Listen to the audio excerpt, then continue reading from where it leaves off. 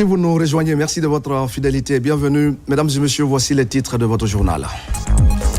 Une délégation en provenance de Monrovia reçue au ministère des Affaires étrangères au cœur des échanges.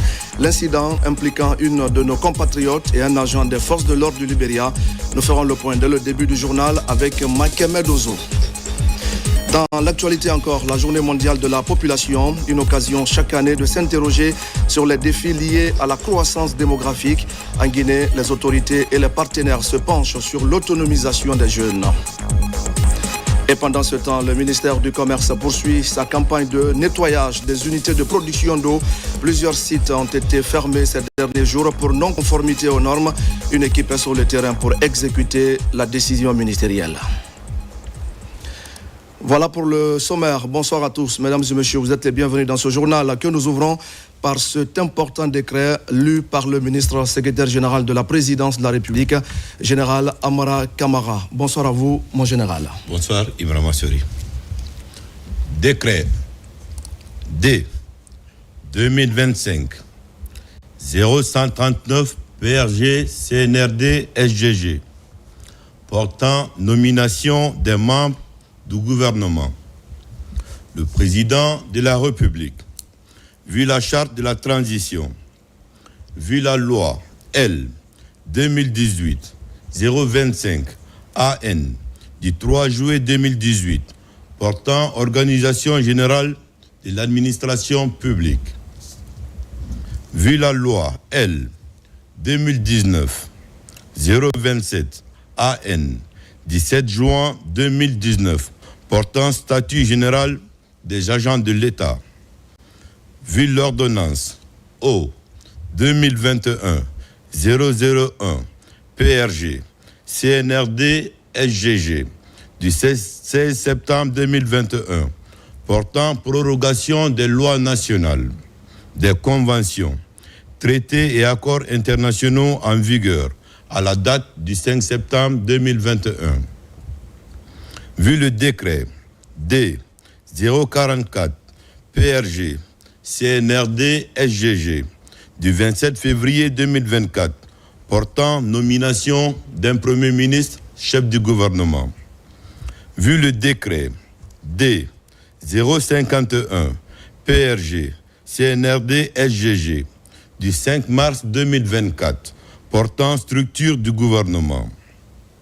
Vu le décret D 2025-0101 PRG CNRD SGG du 30 juin 2025 modifiant et complétant la structure du gouvernement. Vu le communiqué numéro 01 du Comité national du Rassemblement pour le développement CNRD du 5 septembre 2021 portant prise effective du pouvoir par les forces de défense et de sécurité, sur proposition du Premier ministre, chef du gouvernement, décrète, article 1er, les hauts cadres, dont les prénoms et noms suivent, sont nommés dans les fonctions ci-après. 1. Garde des Sceaux, ministre de la Justice et des Droits de l'Homme, Monsieur Yaya Kairaba Kaba. 2. Ministre de la Défense nationale, Monsieur Aboubakar Sidiki Kamara. 3. Ministre de l'Administration du Territoire et de la Décentralisation, Monsieur Ibrahima Khalil Condé. 4. Ministre de la Sécurité et de la Protection civile, Monsieur Bachir Diallo. 5. Ministre des Affaires étrangères, de l'intégration africaine et des Guinéens établis à l'étranger, Dr Mourisanda Kouyaté. 6. Ministre de l'économie et des finances, M. Mourana Souma. 7. Ministre du budget, M. Fassine Silla. 8. Ministre du plan et de la coopération internationale, M. Ismaël Nabé. 9.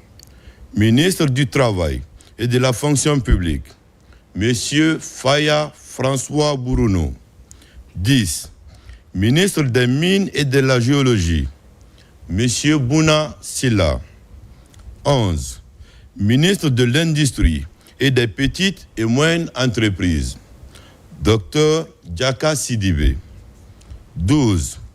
Ministre de l'Agriculture, Madame Mariama Siré-Silla, précédemment représentante résidente du groupe de la Banque mondiale en Namibie. 13. Ministre du Commerce, Madame Fatima Kamara, précédemment ministre de la Pêche et de l'Économie maritime. 14. Ministre de l'Enseignement supérieur, de la Recherche scientifique et de l'Innovation, Monsieur Alpha Bakar Bari. 15. Ministre de l'Enseignement préuniversitaire et de l'Alphabétisation, Monsieur Jean-Paul Sedi. 16. Ministre de l'Enseignement technique, de la formation professionnelle et de l'emploi, Madame Aminata Kaba. 17. Ministre de la Culture et de l'Artisanat, Monsieur Moussa Moïsila. 18. Ministre de la Santé et de l'Hygiène publique, Dr Oumar Gueba. 19.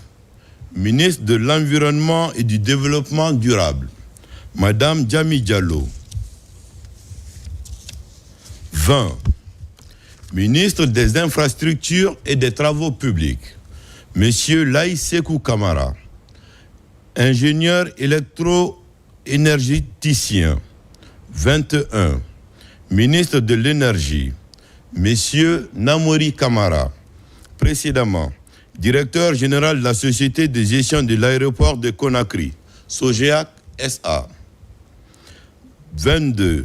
Ministre de l'Hydraulique et des Hydrocarbures, Monsieur Aboubakar Kamara, précédemment ministre de l'Énergie, de l'Hydraulique et des Hydrocarbures. 23.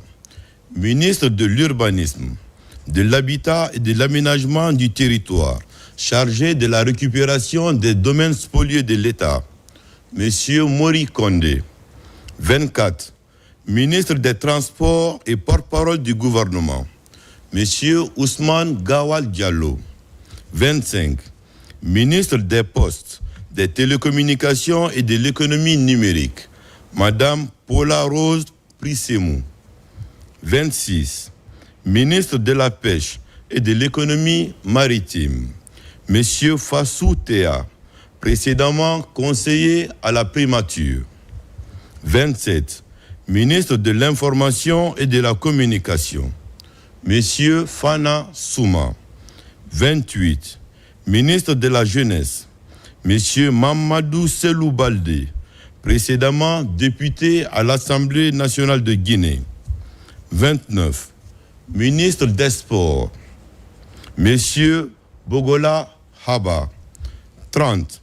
Ministre de la Promotion féminine, de l'enfance et des personnes vulnérables, Madame Charlotte Daffé. 31. Ministre du Tourisme et de l'Hôtellerie, Monsieur Mahamadou Abdoulaye Diallo, précédemment ministre des Infrastructures et des Travaux publics. 32. Ministre de l'Élevage, Monsieur Félix Lama, précédemment ministre de l'Agriculture et de l'Élevage. 33. Secrétaire général du gouvernement, avec rang de ministre, Monsieur Tamba Benoît Kamano. 34. Secrétaire général aux affaires religieuses, avec rang de ministre, Monsieur Karamo Diawara. Article 2. Le présent décret, qui abroge toute disposition antérieure contraire, prend effet à compter de la date de sa signature et sera enregistré et publié au journal officiel de la République, Conakry, le 29 juillet 2025. Signé Général Mamadi Doumbouya. Je vous remercie. Merci à vous, Général Amara Kamara, le ministre secrétaire général de la présidence de la République, pour cet important décret. Dans l'actualité, je le disais tout à l'heure, au sommaire, il y a quelques jours, le ministre des Affaires étrangères prenait la parole au sujet de l'incident impliquant un policier libérien et une de nos compatriotes à Monrovia. Le dossier connaît désormais une évolution allant dans le sens de l'apaisement Hier après-midi, le chef de la diplomatie guinéenne a reçu un envoyé spécial du président libérien, un entretien cordial et fraternel alors que les enquêtes se poursuivent autour de l'agent incriminé. Makeme Donzo. Le dossier avait pris une tournure diplomatique avec la mise en place d'un espace de dialogue direct entre les deux capitales. Les actes subis par notre compatriote Diéné Bouba ont suscité beaucoup de questions et de réactions. En prenant la parole dès le lendemain, Dr Mourisanda Kouyaté avait immédiatement condamné les agissements du policier et demandé des réponses. C'est dans ce cadre qu'il reçoit ce lundi l'honorable Cheikh Al-Mustafa Kouyaté, ministre d'État chargé des affaires présidentielles, envoyé spécial du président de la République du Libéria, son Excellence Joseph Nyouma Boakai. Ce dernier est porteur d'un message d'apaisement et de coopération au président de la République, son Excellence, le général Mamadi Doumbouya. Today we have come with a clear message from His Excellency President Joseph Nyouma Boakai, President of Liberia. Nous sommes venus en tant qu'émissaires spéciaux envoyés par le chef de l'État libérien pour dire au gouvernement libérien, au gouvernement guinéen et au peuple de Guinée que l'action qui a eu lieu à Monrovia entre Zenaba et un policier libérien, nous regrettons l'acte. Non seulement regrettons, mais nous condamnons cet acte. Car pour nous, tout Africain, surtout tout Guinéen qui vient sur le sol libérien est automatiquement libérien. Parce que c'est même dans notre constitution que tout Africain qui touche le sol libérien devient libérien. Le chef de la diplomatie guinéenne suit personnellement l'évolution de ce dossier. Il est entré en contact direct avec la victime et a mis en place, au nom du chef de l'État, le général Mamadi Doumbouya, un plan d'accompagnement financier et psychologique pour la soutenir. But investigation is ongoing right now. We ensure that justice will prevail. Nous regrettons surtout que c'est une femme. Notre pays, vous le savez, notre pays, nous avons beaucoup de sentiments pour les femmes. Nous avons produit la première femme présidente du continent. Donc nous sommes venus dire au peuple de Guinée que non seulement nous regrettons, mais nous condamnons cet acte et cet acte sera investigué, ça sera résolu. Nous allons faire tout ce qui est humainement possible pour que nous ayons la vérité sur cette affaire. Mais en attendant, nous sommes venus spécialement pour dire au peuple de Guinée, pardon. Conakry et Monrovia sont toujours très proches. La coopération bilatérale entre les deux pays est au beau fixe depuis plusieurs décennies. Journée mondiale de la population, couplée au lancement du rapport sur l'état de la population mondiale, un événement qui mobilise à Conakry, membres du gouvernement et représentants d'institutions internationales. Le thème choisi pour cette année est autonomiser les jeunes pour qu'ils créent des familles qu'ils souhaitent dans un monde équitable et porteur d'espoir. Des détails avec Abakar Diaby et Morlaï Souma. À Conakry, plusieurs membres du gouvernement, les représentants des institutions internationales en poste en Guinée et les citoyens prennent part à la célébration de la Journée mondiale de la population et lancement du rapport sur l'état de la population mondiale. Ils échangent autour des nouvelles orientations portant notamment sur la croissance socio-économique et professionnelle dans tout le pays. Cette année, le thème retenu pour la journée est « Autonomiser les jeunes pour qu'ils créent les familles qu'ils souhaitent dans un monde équitable et porteur d'espoir ». Nous avons également l'immense honneur de procéder aujourd'hui au lancement ou à la remise officielle du rapport mondial 2025 sur l'état de la population. Un document phare qui, chaque année, dresse le portrait de notre humanité, alerte sur les déséquilibres, mais aussi éclaire les chemins du progrès. Ce rapport, que je vous invite à lire avec attention, met en lumière les dynamiques de la population, du changement climatique sur les populations vulnérables, mais surtout l'urgence d'investir dans le capital humain. Ainsi, des structures de jeunesse et autres acteurs intervenant dans la couche juvénile ne sont pas en reste. Le but est clair, faire des plaidoyers en accompagnant les activités de développement durable et inclusif dans tout le pays. Dont on est en train de parler au gouvernement et le dialogue avec le gouvernement et l'ensemble des parties prenantes, le Conseil national de la jeunesse, le secteur privé, c'est quelles sont les meilleures décisions à prendre aujourd'hui en termes d'investissement sur les services publics, sur les infrastructures, sur les opportunités, la création d'opportunités d'emploi l'emploi afin que la jeunesse d'aujourd'hui puisse s'épanouir. Par ailleurs, le développement des compétences, l'accès à l'emploi et l'auto-emploi des jeunes figurent dans le plan d'action de cette journée mondiale de la population. Des questions sur la démographie ont été passées au peigne fin par la coordination du système des Nations Unies pour booster le bonheur partagé entre les couches sociales du pays. Le ministre de l'Habitat était, lui, à l'Abbé. Mori Condé a lancé sur place les travaux de l'atelier d'installation et d'information des membres des comités de pilotage des schémas régionaux d'aménagement et de développement. C'est un outil d'utilité publique qui permet la mise en œuvre des plans de développement local, des plans en harmonie avec les politiques et stratégies nationales en cours et en perspective. Sarafine Diallo et son enseignant. Les schémas régionaux d'aménagement et de développement constituent un outil stratégique pour concrétiser les plans de développement local en cohérence avec les politiques nationales et les objectifs de développement durable. C'est dans ce cadre que le ministère du Plan, à travers la Direction nationale du Plan, a lancé à l'Abbé un atelier d'installation et d'information des membres des comités de pilotage technique et régionaux. Le message fort au niveau des collectivités décentralisées, c'est de croire au programme économique, socio-économique et durable et responsable, le programme Simandou 2040, et de croire aux schémas régionaux d'aménagement et de développement, de croire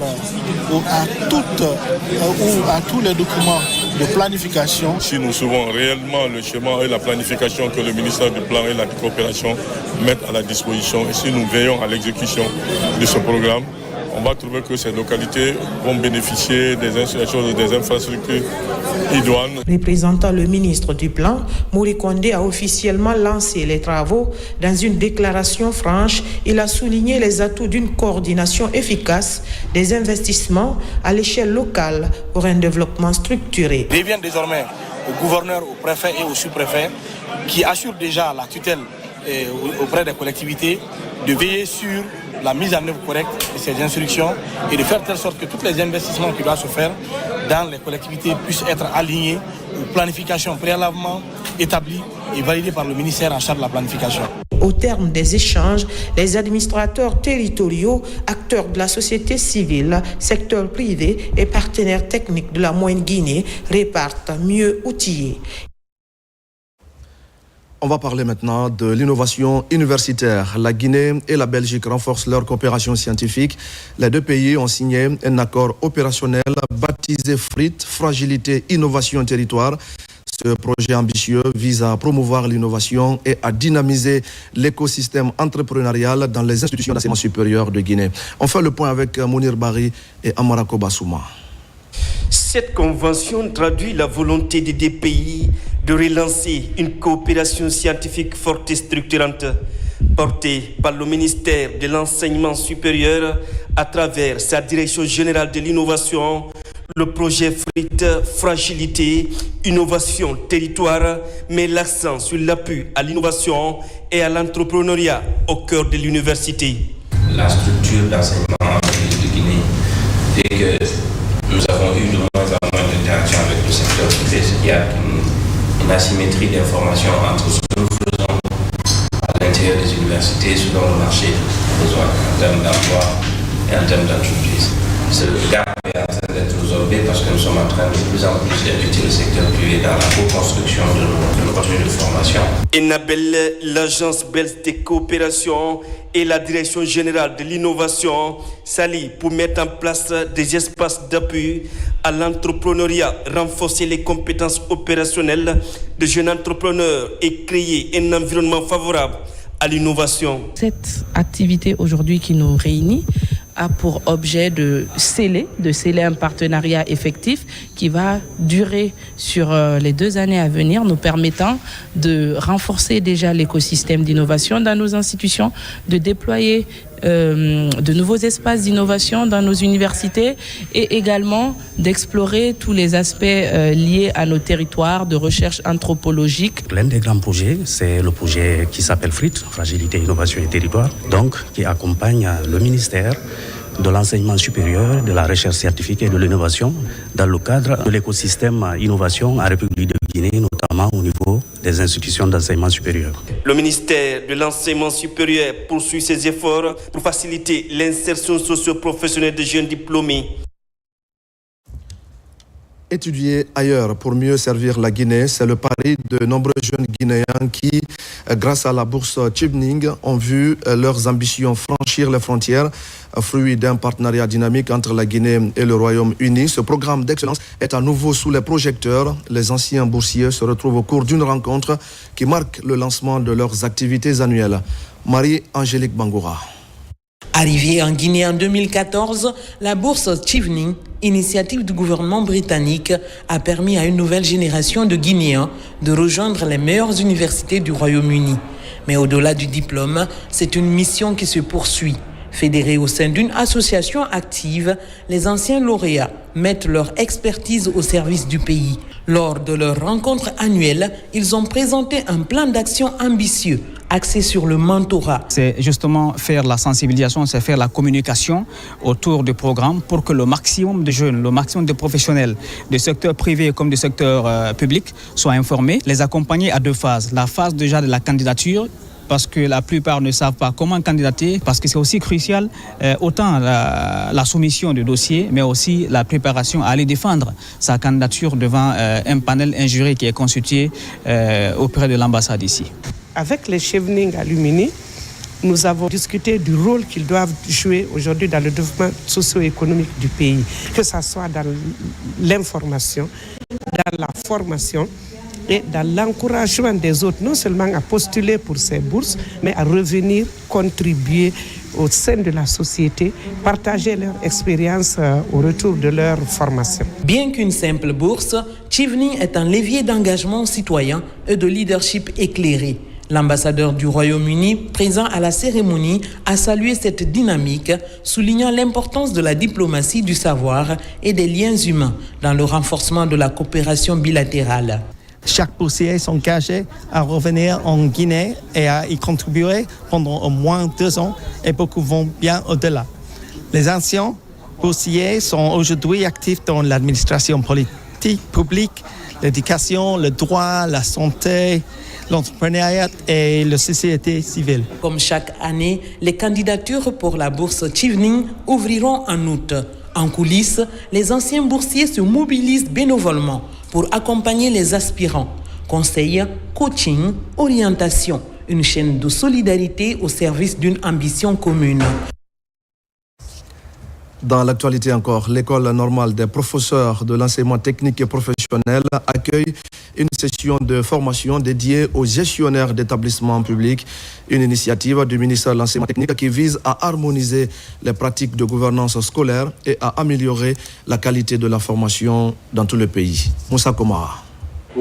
Ils sont venus de toutes les régions de la Guinée, porteurs d'une même ambition, mieux encadrer, mieux gérer un établissement technique et professionnel. Une telle formation est une grande chose pour nous. Je saurais me comporter de plus envers mes adjoints. Comment me tenir avec eux? Parce que dans le groupe, tu reçois tout le monde. Durant plusieurs jours, ces responsables pédagogiques vont plancher sur plusieurs thématiques. L'ambition, améliorer le pilotage des établissements sur l'ensemble du territoire national. On forme ces chefs d'établissement en direction et projet d'établissement tout simplement pour qu'ils puissent prendre en compte les vraies préoccupations de la localité, de leur localité. Initiée par le ministère de l'enseignement technique, de la formation professionnelle et de l'emploi, cette session de formation s'inscrit dans une dynamique nationale de réforme et de professionnalisation du secteur. Une démarche qui s'inscrit dans la vision Simandou 2040. Dans le cadre du programme Simandou 2040 et surtout de Simandou Academy, nous avons pour obligation de former des formateurs et de former des gestionnaires qui sont capables de pouvoir faire de nos écoles d'enseignement technique et professionnel des écoles d'excellence. À l'AMPET, c'est toute une équipe de gestionnaires qui se réarment pour relever les défis d'un enseignement technique performant tourné vers l'avenir. Dans l'actualité encore, dans les préfectures de Boffa et Fria, la société AGB2A GIC vient de lancer une double campagne de sensibilisation. La première porte sur les risques d'intempéries en cette saison de pluie. La seconde est relative au contenu du projet de nouvelle constitution. Deux activités importantes pour la réussite desquelles la société a fait don d'équipements de protection. Reportage Bakari Bamba Kondé. Alors que la saison des pluies bat son plein, la société minière AGB2A GIC, opérant dans les préfectures de Boffa et Fria, a lancé une campagne de sensibilisation communautaire axée sur la prévention des risques liés aux intempéries et à la vulgarisation de la nouvelle constitution. Dans les sous-préfectures de Soumouyadi, Khouré-Arlandé et Tormeleng, elle a réaffirmé son engagement envers la communauté. L'objectif est de préparer et de protéger les populations locales face aux défis que représente cette période de l'année marquée par de fortes pluies. Vous aurez plus de 404 personnes sélectionnées à travers les zones qui sont impactées par le projet et qui vont suivre de façon pédagogique qu'est-ce que c'est d'abord qu'une constitution, quelles sont les caractéristiques de la nouvelle constitution et en quoi elle est différente des anciennes constitutions et en quoi elle est dynamique et elle projette la Guinée de l'avenir. Au cours de rencontres organisées, les populations ont été informées des dangers potentiels tels que les inondations, les glissements de terrain et les maladies liées à l'humidité. Les parapluies, bottes et imperméables ont été distribués aux populations des sous-préfectures concernées. Nous sommes très satisfaits de la société AGB2A GIC pour ces dons très précieux pour notre communauté. Et nous sommes très réconfortés et nous disons très bien à l'administration générale, merci pour toutes les dispositions qui sont prises en faveur du bien-être de nos communautés. En parallèle, les citoyens ont été informés sur leurs droits fondamentaux dans la nouvelle constitution et les avantages liés à leur participation massive au référendum du septembre prochain. C'est à Boffa que moi-même j'ai parlé de septennat.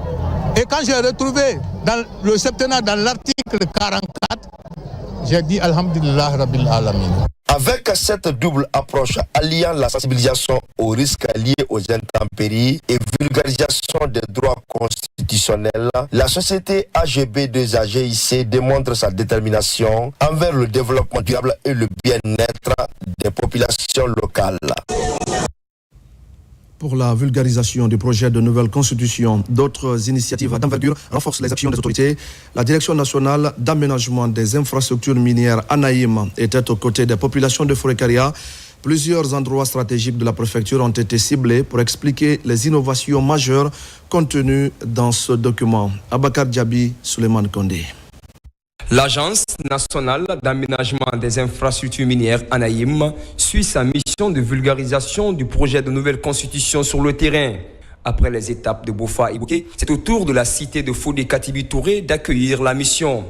Par une pédagogie accessible à tous, la sensibilisation a permis aux populations de Fouré-Karia de comprendre le caractère national et rassembleur de la nouvelle constitution. Le message phare qui a été véhiculé ici, c'est surtout le fait de dire aux gens que c'est une nouvelle constitution qui a été faite à l'image des Guinéens.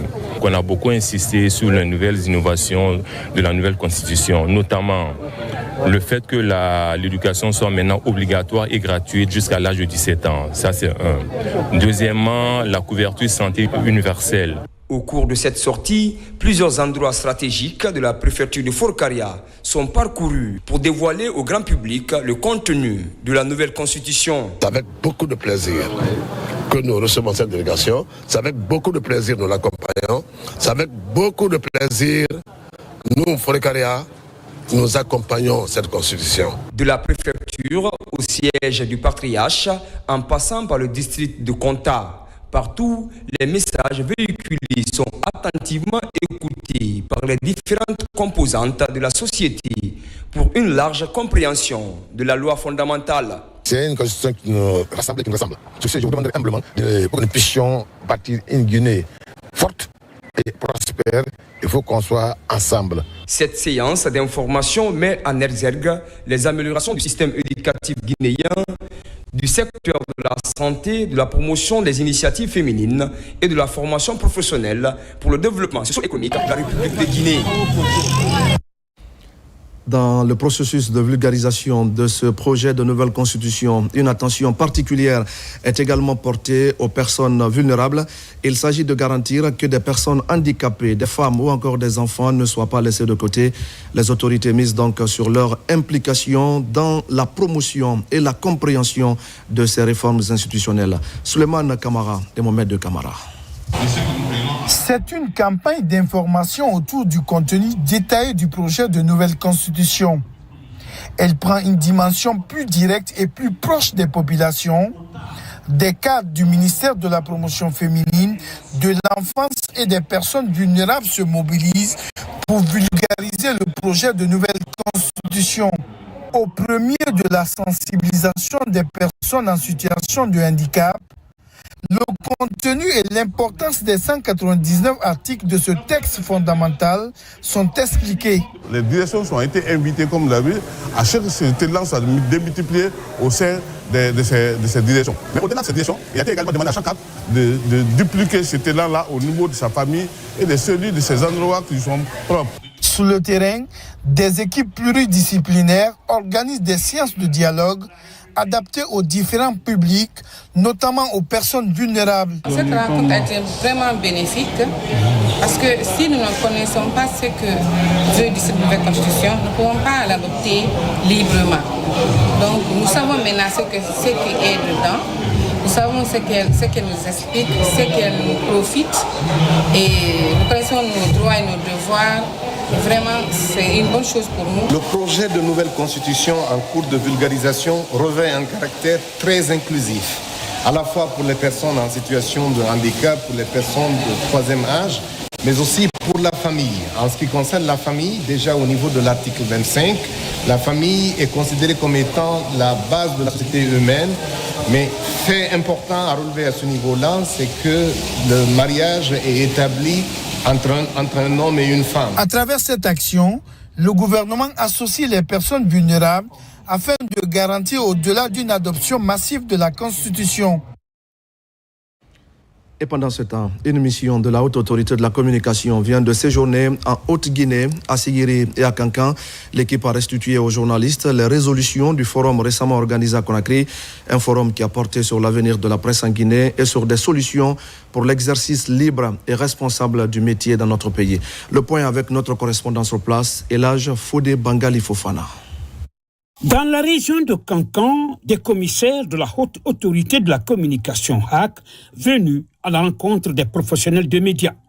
Sigiri et Kankan sont les deux préfectures où les deux commissaires de la HAC ont été reçus. C'est essentiellement pour assainir la profession, mais aussi sauver les vrais journalistes, soigner la corporation et être dans les normes pour faire respecter les lois de la République. Devant ces hommes de médias de la région de Kankan, le commissaire Elhaj Fodé Fofana a parlé de la convention collective, de l'autorégulation qui est l'Observatoire guinéen des médias. Il a également parlé de la valeur de la carte professionnelle, cette qualité qui s'ajoute désormais à celle du journaliste dans l'exercice de son métier. C'est d'être respectueux des lois qui régissent l'information de la communication. C'est jouer juste notre rôle et occuper notre place dans la société pour qu'il y ait la paix, la cohésion sociale. Nous voulons que nous soyons des hommes de médias, des journalistes et techniciens libres, professionnels, responsables. Voilà. Au cours de ce séjour de travail ici à Kankan, les deux commissaires de la HAC ont rendu une visite de courtoisie au gouverneur de la région. Visiter les installations de monitorage de l'institution à la radio rurale de Kankan avant de visiter le chantier pour la construction du siège de l'antenne régionale de la HAC à Kankan. On en vient maintenant à ces nouvelles adhésions au sein de la Confédération Générale des Entreprises de Guinée. Ils ont été présentés, ces membres, ce mardi au siège de la Confédération, ici même à Conakry. Ces nouveaux adhérents s'engagent à renforcer la solidarité patronale et à défendre l'intérêt des travailleurs. Une cérémonie qui a connu une forte mobilisation des opérateurs économiques, Falilou Diallo et Abdul Karifa Keïta. C'est une nouvelle entrée à la Confédération générale des entreprises de Guinée CGGI. De nouveaux membres rejoignent la grande famille du patronat guinéen, bien décidé à jouer son rôle de moteur du développement national. Le patronat, c'est un réseautage, c'est pour nous donner plus d'opportunités, plus d'ouverture et permettre aux femmes, parce qu'on a besoin des femmes dynamiques en Guinée. Moi, je pense que le patronat est la porte-clé pour nous ouvrir ces portes-là et nous réunir. Être à la table des patrons dans un pays, c'est un mérite, c'est un accomplissement. Il faut reconnaître que la dynamique qui est empruntée aujourd'hui par les autorités, il faut forcément être dans une telle organisation pour que demain, nous puissions essayer de défendre les causes de nos entreprises. Depuis son unification et sa dernière assemblée générale, la CGGI ne cesse de s'agrandir. Plus de 120 entreprises adhérentes directes et plus de 1500 sociétés membres.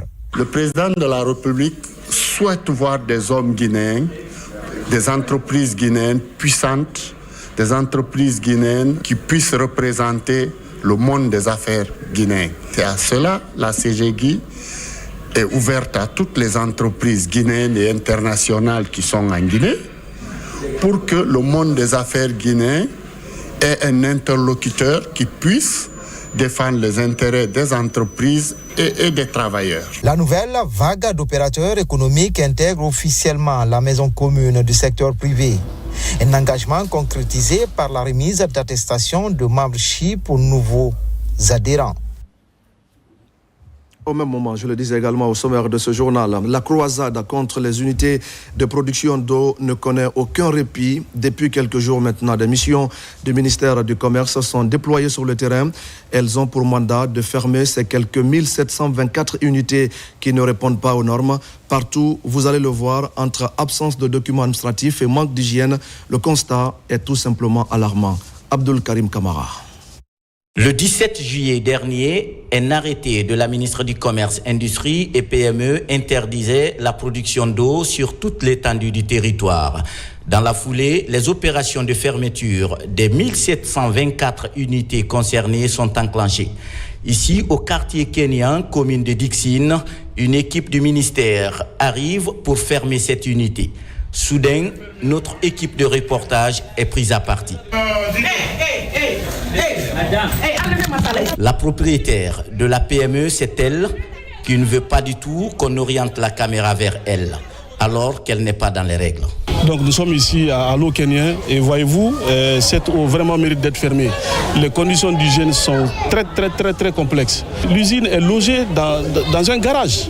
Dans un garage où vous voyez la saleté, on ne peut même pas décrire ce qu'il y a là. Depuis quelques jours, ces opérations de fermeture des unités de production d'eau se poursuivent à Conakry et dans l'arrière-pays. Partout, le constat est le même. Dans les installations où sont produites ces eaux, l'hygiène, l'on en a cure au profit de l'intérêt personnel. Et la plupart de ces unités de production d'eau sont installées dans les familles et les conditions sanitaires sont extrêmement dangereuses. Donc cela prouve à suffisance que l'État a eu raison de prendre les mesures fortes. La Guinée n'est pas une poubelle industrielle. Tout Guinéen a droit à créer une unité industrielle, mais à condition que cette création obéisse aux normes. Cette mesure de fermeture est appliquée à 3 catégories d'unités de production d'eau. Dans la première catégorie, ce sont des unités qui n'ont aucun document administratif, en même temps ne produisent pas de la qualité. Ensuite, celles qui n'ont pas de documents mais produisent de la qualité. Et la troisième catégorie concerne les unités qui ont les documents mais la qualité fait défaut. Merci Abdul Karim Kamara. Dans la commune rurale de Koundjan, le plan de développement local pour améliorer l'accès aux infrastructures sociales de base devient de plus en plus une réalité. Plusieurs travaux sont lancés pour répondre aux besoins des populations. C'est un effort de la délégation spéciale qui vise à appuyer des initiatives locales en matière d'éducation, de santé et de leadership féminin. Yamokaba. Dans le Wassolon profond, Koundjan, aujourd'hui, un vent de renouveau souffle sur cette commune rurale de Mandiana en touchant l'éducation à la base. Les travaux de construction du tout premier collège sont lancés pour encourager l'apprentissage en milieu rural.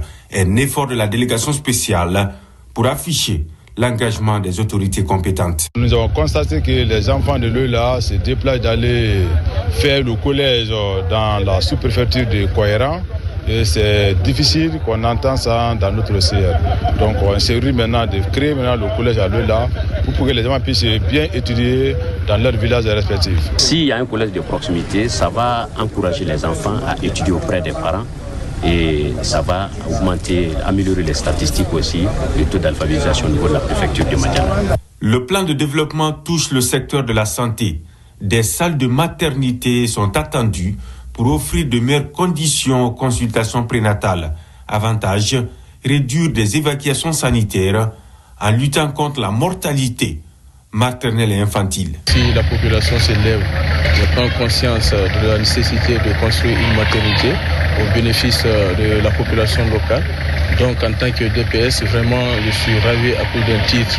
Dans le registre d'autonomisation des femmes et filles, un nouvel acte est posé. Bientôt, elles vont se rencontrer pour discuter sur des opportunités susceptibles de changer leur vie. Et nous sommes dans des zones minières, il y a beaucoup de violence parce que les enfants sont abandonnés. Mais quand ils sont regroupés dans un centre, c'est bon. On apprend là-bas et ça diminue les charges. Tout cela s'inscrit dans le cadre de l'amélioration des conditions de travail et de vie de toute la population en général. Et ça s'inscrit dans le cadre du développement. À Koundian, le développement local durable prend forme pour répondre aux multiples aspirations des habitants. Ces acquis posés sont perçus davantage comme des actions salvatrices bien accueillies au sein de la communauté. Et voilà qui nous amène à parler de la mise en œuvre des activités de la santé communautaire. Nous allons tout de suite prendre la direction de Dalaba qui vient d'abriter la réunion des acteurs de la plateforme technique nationale multisectorielle. La rencontre vise à définir de nouvelles orientations pour mieux aborder les questions de santé dans les communautés. 3 jours de travaux au cours desquels plusieurs thématiques sont abordées. Tierno Maroufba, Mohamed Mpati Kamara. Inscrite parmi les programmes prioritaires du département de la santé et de l'hygiène publique, la santé communautaire concentre les efforts des autorités pour préserver les acquis des techniciens venus des départements de la santé, de l'administration du territoire, de la société civile et des institutions partenaires se retrouvent pour définir les orientations du département dans le cadre du développement du système de santé.